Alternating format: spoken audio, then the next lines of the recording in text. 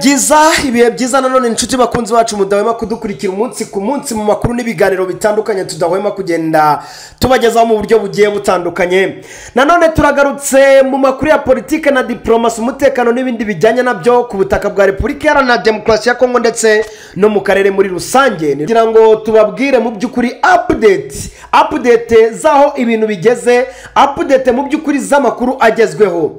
Mwamenye yuko abasirikare baguye ku butaka bwa Repubulika Iharanira Demokarasi ya Kongo.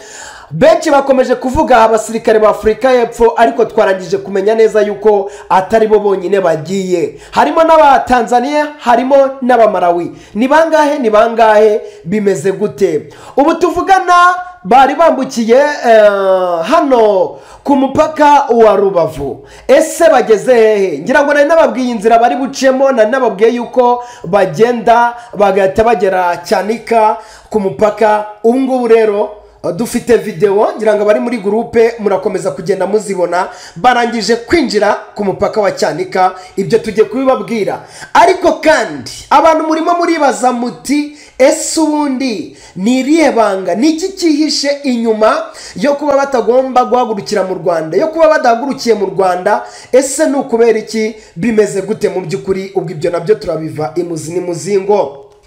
Hano hari kandi amajwi navuga yuko arimo aratitiza abantu bo mu Burundi. Abantu bo mu Burundi mwoka byaramwe, ibintu byahindutse, urwaruka rw'imbonerakure rwahinduye ibintu, sinzi ibintu bigiye kuba mu gihugu cy'u Burundi, hacitse igikuba. Nanababwiye yuko kandi Perezida Evariste Ndayishimiye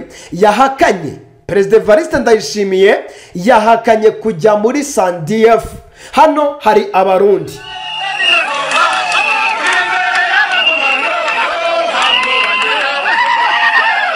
Ndaza kukubwira ngo uru rwaruka rw'abarundi rurimo ruravuga iki, turabigarukaho mu by'ukuri ibintu byabaye ibindi. Ibingibi turabikurikiza kandi tubabwira yuko ingabo z'u Burundi nyinshi nimubwira ngo ni nyinshi, wumve ko ari nyinshi, zoherejwe ku butaka bwa Repubulika Iharanira Demokarasi ya Kongo. Abantu bongeye kuvuga bati ariko aba barundi bariyahura. Aba barundi koko ni ukubera iki? Kuki uyu muperezida ibi bintu akomeje kubikora? Ndaje mbabwire ngo izi ngabo z'u Burundi zageze ku butaka bwa Repubulika Iharanira Demokarasi ya Kongo ni bangahe kandi bafite iyihe misiyo? Ese binjiriye hehe? Bageze he mu by'ukuri? Aya makuru ni amakuru dufite 5 kuri 5, tugomba kuyabavira imuzi n'imuzingo tukababwira aho bigeze. Breaking news kandi umutwe wa M23 warangije gufata burundu, nkuko nari nakomeje kugenda mbibabwira ko baharwaniye bikomeye cyane centre cyangwa se ahari teritwari ya Karehe bidasubirwaho.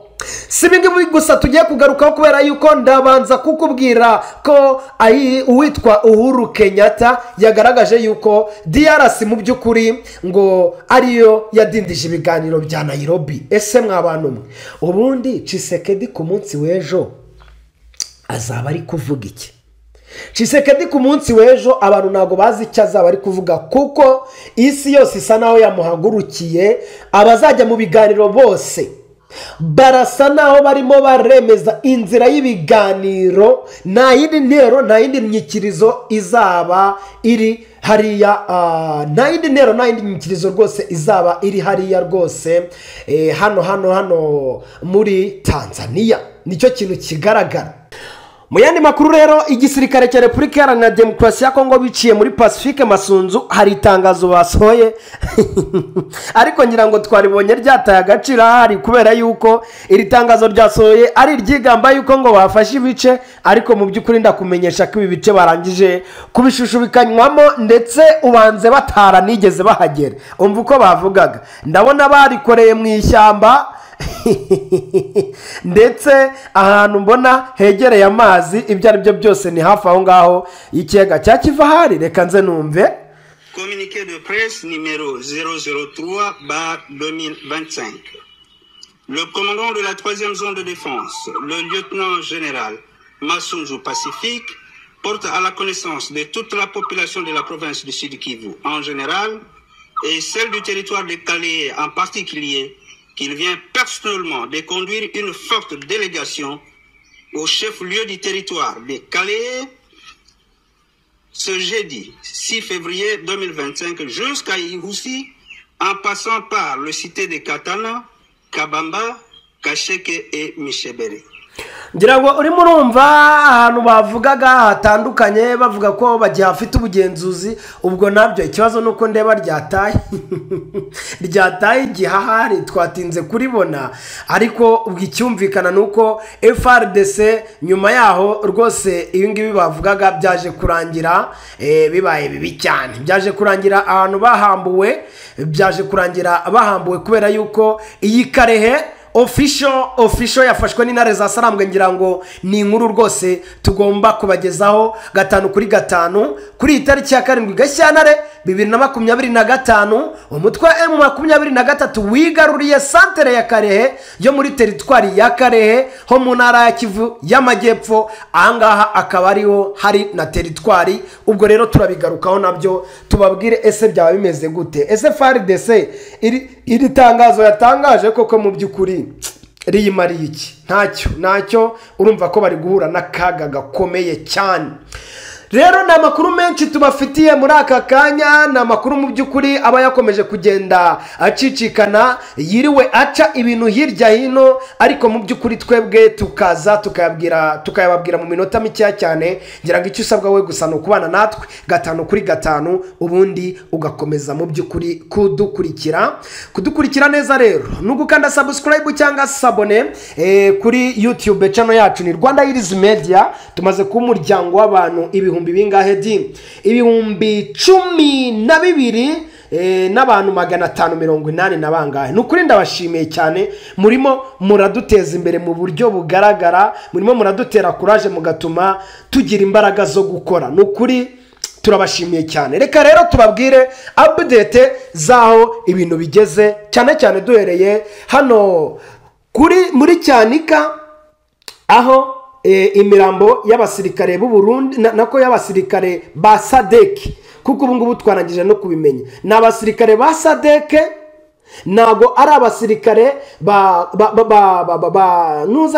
South Africa gusa ishwi nago ari abasirikare ba South Africa gusa n'abasirikare ba SADC nibo rwose bose bavuye ku butaka bwa Repubulika Iharanira Demokarasi ya Kongo inzira yabo irahari niyo tugiye kubabwira tubabwire nimwe mu mpamvu zihishe inyuma yuko batigeze bahagurukira mu Rwanda icyambere reka mbanze mbibabwire ni kuri uyu wa 10 nako kuri uyu wa 7 Gashyantare 2025 mu masaha y'isa 11:30 imirambo igera kuri 18 y'abasirikare ba Afurika y'Epfo Tanzania Malawi baherutse gupfira muri Repubulika Iharanira Demokarasi ya Kongo yagejejwe muri Uganda inyujijwe ku mupaka wa Cyanika uhuza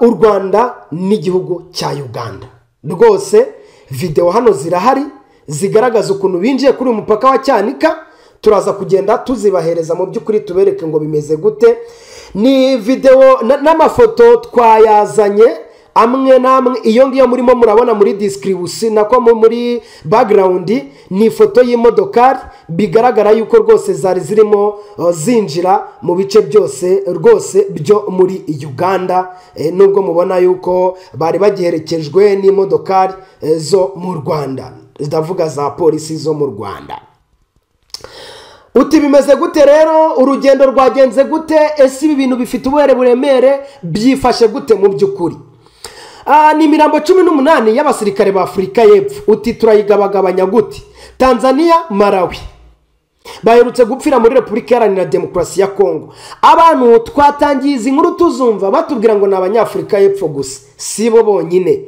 nari nababwiye yuko natangiye kugenzura ndetse no kumenya makuru mbabwira yuko harimo n'iza Tanzania iza Malawi sinarimbizi bamwe bakaba baravugaga yuko ngo iza Tanzania zambukiye mu Burundi ariko wapi ntago ariko byagenze. Ibi bintu birimo birakorwa mu buryo buri ofisiyeri, ibintu by'amakuru nyine azaca hirya hino n'iki nubwo turabivuga, ariko akenshi turababwira ngo nimba tutizeye amakuru ntago tuyavimuze, ngo tubabwire ngo tubyizeye 100%. Hari ibintu tuvuga ariko tukabwira ati tuzabinonosora twabonye amakuru ahagije. Mujye mutubabarira, hari n'abantu bwose bajya bavuga bati ko mubeshye. Ntabwo akenshi ntabwo umuntu aba abeshya, ahubwo hari inkuru uba wumvishije, ahubwo icyo ndenzaho ni igiki, ese ifitiye gihamya cyangwa nta gihamya ifitiye, ni ibyo ngibyo, ariko nayo aba ari inkuru. Iyi mirambo rero yagejejwe muri Uganda inyujijwe ku mupaka wa Cyanika uhuza igihugu cy'u Rwanda n'igihugu cya Uganda. Iyi mirambo rero kandi ikaba yanyuze have sigaho wikongera guhendwa ukundi, kuko Amiri Real Estate twaje nk'igisubizo kuri wifuza kugura ikibanza cyiza mu karere ka Bugesera, by'umwihariko mu murenge wa Mwogo, aho guhera ku mafaranga y'u Rwanda $1,500,000 tuguha ikibanza cyiza ahantu heza watura, ukaba witegeye ikibuga mpuzamahanga cy'indege cya Bugesera. Si ibyo gusa kandi, Amiri Real Estate tubafitiye amazu meza agurishwa ku giciro cyiza hano mu karere ka Bugesera. Akarusho utasanga handi nuko muri Amiri Real Estate ku bakiriya bacu bamikora ringaniye tubafasha kwishyura mu byiciro. Akarusho Amiri Real Estate dufasha abakiriya bacu kubona ibyangombwa byo kubaka n'iby'ubutaka, ndetse ababishaka tubafasha kubaka inzu bifuza badahenzwe, kuko dufite abenjeniyeri bamenuje mu bijyanye n'ubwubatsi. Erega turi abanyamwuga. Amiri Real Estate mwaduhamagara cyangwa mukatwandikira kuri WhatsApp ikurikira 0788 84 56 43 cyangwa 0753 54 76 556. hamwe na Amiri Real Estate turaheza. Kuri uyu mupaka ahagana ku isaha y'isa 9:42 z'umugoroba kuri uyu wa 7 Gashyantare 2025, twebwe twabimenye mu kanya rwose ku isaha ya saa 11:40 nibwo nabimenye pe, nibwo namenye ko barangije kugera ahangaha. No kuvuga ngo yatwawe mu modoka z'ubutumwa bw'amahoro MONUSCO, imodoka za Loni nyine za MONUSCO bukorera muri DRC. Uretse rero abapfuye, izi modoka zari zinatwaye abasirikare 7 ba Afurika y'Epfo bakomeretse, ndetse n'abandi 5 babaherekeje. Tubyumve neza. Ejo ibinyamakuru byo muri South Africa, numwe mu banyamakuru wabajije Lawrence Kanyuka, nako Lawrence Kanyuka yasubije, bose babonaga yuko bari kuvuga abakomeretse ndetse n'abapfuye. Bimeze biti rero? Ntago hagiye abapfuye gusa, hagiye n'abakomerekejwe. Amakuru rero avuga ko zanyuze ku mupaka wa Cyanika, kandi twanabyiboneye ko ariko byagenze, na video zirahari binjira kuri Cyanika cyane rwose, birimo biratambuka ku mbuga nkoranyambaga, ndetse na bamwe baherereye hariya tukavugana ku ma message za WhatsApp bakabitubwira, ku buryo rero ngo nta n'iminota myinshi rwose zahamaze. Biragaragara ko deal yari yakinwe kare, ibintu byumvikanyweho, ibihugu biba bivugana byihuse. Hagati aho ngaho imodoka z'ingabo z'u Rwanda RDF ndetse na polisi y'u Rwanda, ngira ngo nibyo mwabonye aho ngaho muri iyo video, zari zerekeje imodoka za MONUSCO zitwaye iyi mirambo, inkomere ndetse n'abaherekeje aba basirikare. Biteganyijwe yuko rero bafata indege ibakura muri Uganda iberekeza mu gihugu cyabo. Buri bose nyine ngo bafite ukuntu bari bugende babagabagabana, kuko ni 2 ba Tanzania, 2 ba Malawi na 14 ba South Africa. Muri iyi mirambo harimo nyine 14, ubwo ba South Africa ni ifitemo benshi, nibyo nari ndimo mbabwira. Ubwo nuko nguko byagenze. Abantu rero baribaza bati kubera iki?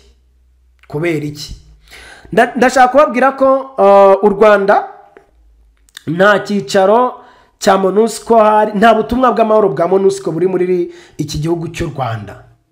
Ariko muri Uganda hariyo ubutumwa bw'amahoro MONUSCO, hariyo icyicaro nanone nako cya Loni kandi nanone kibijyanye cyane cyane na logistique. Birashoboka ko ariyo mpamvu ngira ngo ejo bundi ndimo mbabwira n'indi nkuru y'abasirikare ba MONUSCO bari kuva hano muri Goma ariko bakazazengurutswa bakavanwa bagaca Cyanika n'ubundi Cyanika n'abanze nababwire yuko iri kuri ruriya ruhande rwa Musanze, abantu bataza kugira ngo izi modoka zanageze ni Kigali, wapi ntabwo zanyuze i Kigali, zageze hariya zica Musanze, ubwo nimba ari Burera nimba ari Gakenke na hezi plasamo gutyo, abantu baziriya mihanda batwibutse neza kuntu bimeze muri comment, noneho ugahita ugera ku mupaka wa Cyanika ariwo ugabanya cyangwa uhuza u Rwanda na Repubulika ya Uganda. Nuko nguko ibintu byagenze. Ubwo nimba bazagurukira ku kibuga cy'indege cya Entebbe ntabwo turabimenya, nimba bazabanza kugira gute simbizi, gusa bagiye mu mamodokari afite refrigerator cyangwa se amafrigo.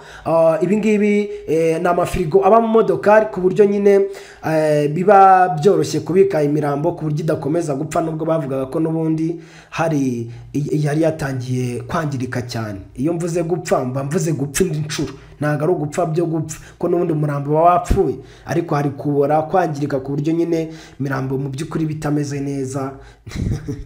Hari umurambo umeze neza koko nanjye banze, ariko ntabwo ari ubushinyakuzi. Ikiriho cyo nuko umuntu yapfuye arashenjagurika, niko babyita, ibintu nk'ibyo ngibyo. Rero izi modoka nizo zakoreshwaga, nta n'impamvu yo kuvugira ku mirambo burya cyane, reka tubirekera ahangaha. Ayo niyo makuru, izo nizo update.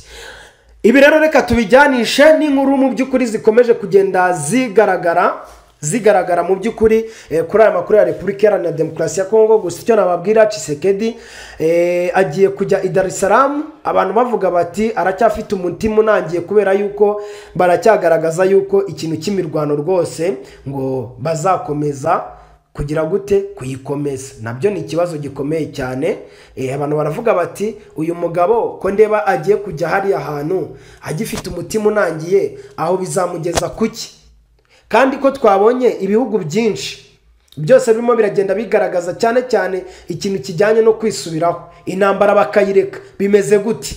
Hano ndaje mbabwire inkuru y'uwitwa Uhuru Kenyatta, uriya wari uyoboye Kenya mu minsi yashize, nawe yari umuhuza mu biganiro bya Nairobi. Yavuze yuko ngo uyu mugabo cyangwa se iyi Kongo ariyo yagize gutya rwose igatinza ibiganiro. Nabyo ni ikibazo gikomeye cyane. Uburundi rero bwohereje abandi basirikari, izindi ngabo ku butaka bwa Repubulika Iharanira Demokarasi ya Kongo. Ana makuru dufite rwose 5/5, ngira ngo mureke tuyabavire imuzi, tubabwire uko ibintu bimeze. Ariko wabanza nkabagezaho iyi nkuru yifatwa ry'aka gace ka Karehe. Reka ari byo mbanza kubabwira. Umutwe wa M23 warwanye n'igisirikare cya leta kuva mu masaha y'igitondo kugeza na magingo yangaye, ibintu ntago bikifashe neza rwose. Imiripuko iracyari imiripuko.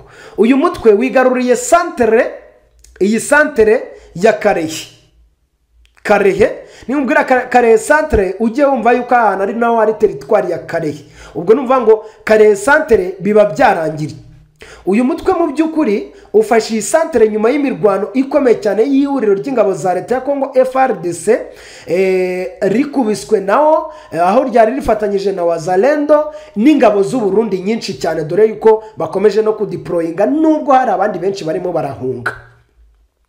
Karehe rero yafashwe na M23 yiyongereye kuri santere ya Nyabibwe. M23 eruka kwigarurira, nubwo twumvaga igisirikare cya leta kivuga yuko nacyo ngo gifiteho rwose ubugenzuzi, ariko ni ibinyoma bigenda. Ifatwa ry'iyi santere rero risobanuye yuko inyeshyamba za M23 ziyobowe na General Sultan Emmanuel Makenga zikomeje gusatira mu by'ukuri indi santere ya Kavumu isanzwe inabamo ikibuga cy'indege. Mbamenyeshe ko ku munsi w'ejo igisirikare cya leta ya Kongo FARDC cyakoze amahano muri Nyabibwe kikica abaturage 4 ndetse barimo n'uruhinja. Ibintu byababaje AFC ndetse na M23 muri rusange. bikaba byanatumye ndetse Alliance Fleuve Congo biciye mu muvugizi wayo Lawrence Kanyuka yabyutse atanga itangazo rigaragaza uburakari anariherekesha n'ibindi byari byabereye muri Goma nabyo ngira ngo twabibabwiye aho FRDC na FDLR abasirikare bagera ku 100 bacitse bakajya kugaba ibitero mu mujyi ariko bakabakubita bakanabambura n'ibikoresho. Rero ibi byatumye M23 ivuga yuko ibintu by'agahenge bisa naho FARDC nta kintu ibyumvamo dore ko batigeze bagaragaza yuko akagahenge babyumva ahubwo bagakomeza gutegura imirwano intambara. M23 rero yahise icyemezo iragukubitira birangira ifashe iyi centre ya Karehe. Kuri ubu ngubu hari impungenge rero z'uko M23 ishobora kwigarurira umujyi wa Bukavu ikomeje gusatira ndetse kandi amakuru aturuka muri uyu mujyi akaba avuga yuko bimwe mu bikorwa bitandukanye byatangiye gufunga imiryango bamwe bakaba barimo baracika cyangwa se barahunga iki gihugu cyangwa se aka gace kubera yuko bafite ubwoba bukomeye cyane. Ni ibibazo bikomeye cyane nubwo nabonye abarundi batangiye kwanga kubahungisha. Ubwo rero nubwo bimeze gutyo ariko ingabo z'u Burundi zikaba zirimo zoherezwa ikubagaho nanone ku butaka bwa Kongo kuko ngo abenshi barimo barahunga. Leta y'u Burundi yafashe icyemezo n'umugambi wo kohereza izindi ngabo mu ntara Kivu y'Amajyepfo iherereye mu burasirazuba bwa Repubulika Iharanira Demokarasi ya Kongo.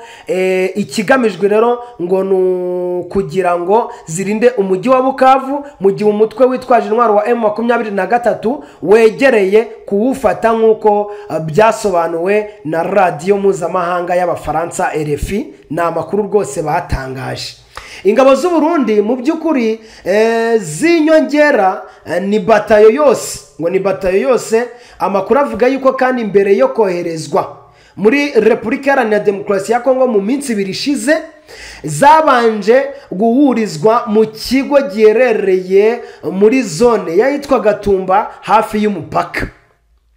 Iyi batayo kandi ngo iraba ari ya 16 y'ingabo z'u Burundi iri muri Repubulika Iharanira Demokarasi ya Kongo kuva mu mwaka wa 2022.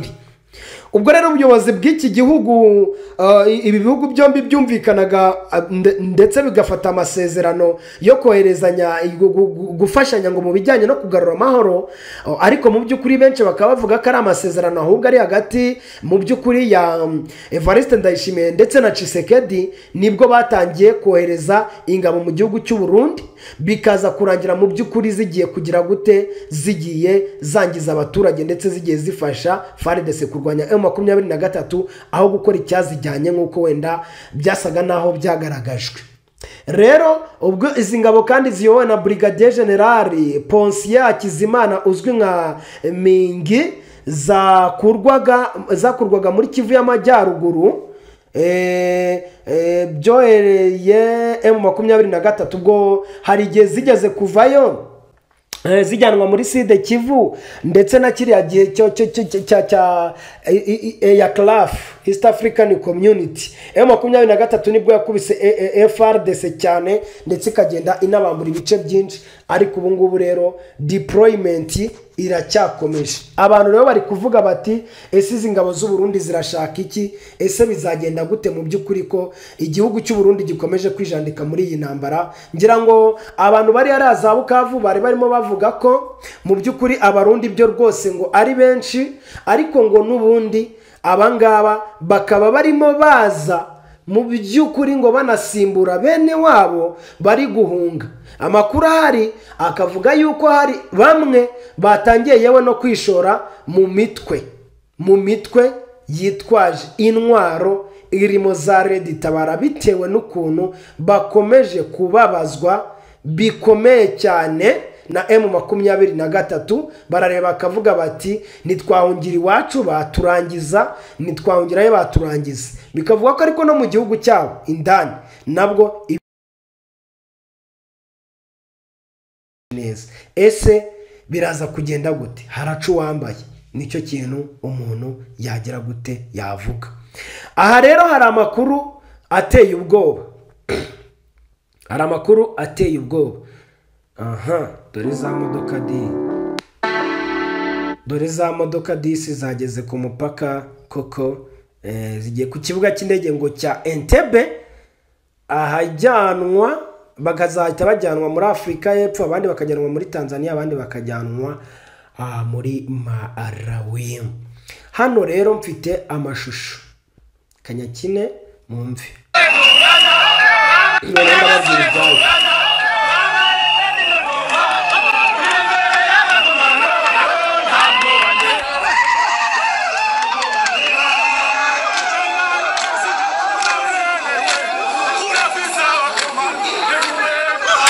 ati turafise abakomando n'ibiki byose.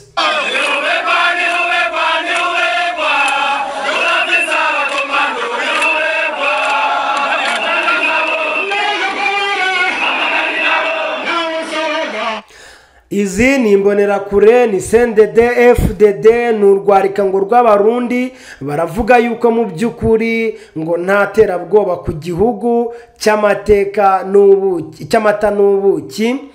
Bati iyo twavuye turahazi niturota dusubirayo. Ati turiho kandi turiteguye kurwanya uwo ari we wese yoza agomba guhungabanya abene Burundi kwisonga mbere 2040 2060 niyo gahunda bafite y'imyaka.